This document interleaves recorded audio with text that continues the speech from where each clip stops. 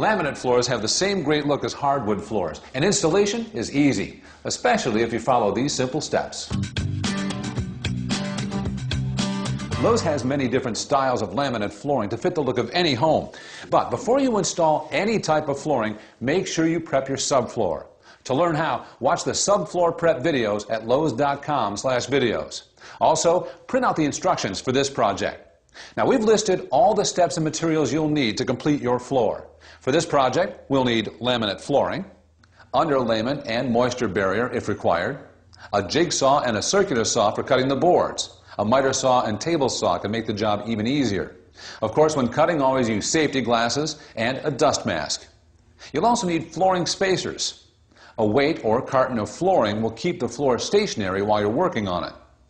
Use a tapping block, dead blow hammer, and pull bar to help join the planks. You'll also need a tape measure, pencil, utility knife, and a level. You may need some wood glue and silicone sealant too. Then to finish the job, have the appropriate transitions and moldings. Attach them using a hammer, finish nails, a nail set, and filler. Finally, for this job, knee pads are a really good idea. If you're not confident installing a laminate floor, see a Lowe's associate. Lowe's installs many types of flooring. And always follow local building codes. Now, before starting the project, read the manufacturer's instructions for the correct installation of your flooring. You'll also find information regarding types of subfloors and moisture tests.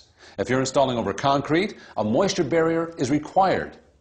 Laminate floors are known as floating floors because they're not physically attached to the subfloor. They can be installed over ceramic, vinyl, concrete, or in our case, plywood. We've already prepped our subfloor by removing the baseboards and carpet and leveling the surface like we showed in the subfloor prep videos. We don't have to install underlayment because our new flooring has it pre-attached, and our subfloor does not require a moisture barrier. One note to make before the installation: be sure to bring the flooring into the room so it can acclimate to the temperature and humidity for 72 hours if required by the manufacturer. Okay, let's get started. We lay our flooring with the tongue side toward the starting wall and the groove toward the open area of the room, but check the instructions for your floor. For the first piece in the corner, use a saw to cut the tongue off the long side that will be against the wall. Remember to wear your safety glasses. Cut the tongue off the long side for all the other pieces of row 1 as well. Our flooring manufacturer calls for a 1/4-inch expansion gap around the perimeter of the floor, so cut the planks accordingly and use spacers to maintain that gap. When the boards in row 1 have been prepped, it's time to start assembling the flooring. Begin piecing together the first few rows about 2 feet away from the starting wall. Our flooring assembles from the left to the right. Now, there are several methods for installing laminate flooring, so be sure to check your manufacturer's instructions. We're staggering our joints at least 12 inches, so we cut the first plank of row 2 to 32 inches in length.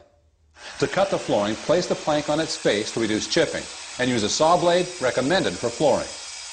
Insert the tongue of the long side of row 2 into the groove of row 1. Use a slight angle and press downward until the joint locks. Then attach the next piece of row 1. Join the tongue and groove of the short side at an angle and press down. Make sure the planks are perfectly aligned. Then add the second piece of row 2. Insert the tongue into the long-sided groove. Slide the plank to align the end joint, rotate downwards, and lock the joint. No gaps, no raised edges. Do this for every row. After installing the first 2 planks of each row, place a weight or a carton of flooring on top of the first plank of each row to hold it in place. When a plank can't be rotated, such as under a door frame, see the manufacturer's instructions for using a tapping block. Once the first 2 rows are assembled, slide them against the starting wall, maintaining the 1/4-inch expansion gap using spacers.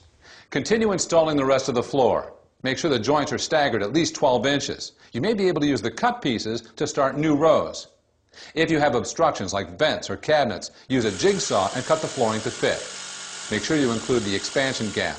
And when installing around a toilet or tub, apply a silicone sealant to form a watertight seal. When you get to the last row, measure the distance between the wall and the last installed row. Then subtract the expansion gap. This is the width needed for the final row. When marking the cut line, don't measure from the tongue. Then cut the plank along the line. If needed, insert the last row with a pull bar. Follow the manufacturer's instructions for installing the transition strips and moldings. Now, if you installed a separate underlayment, cut the excess around the perimeter of the floor. The last step is to attach the baseboards to the wall, not the floor. This floor looks great. Now you're ready to install your laminate floor. But before you begin your flooring project, check out our other flooring videos at lowes.com/videos.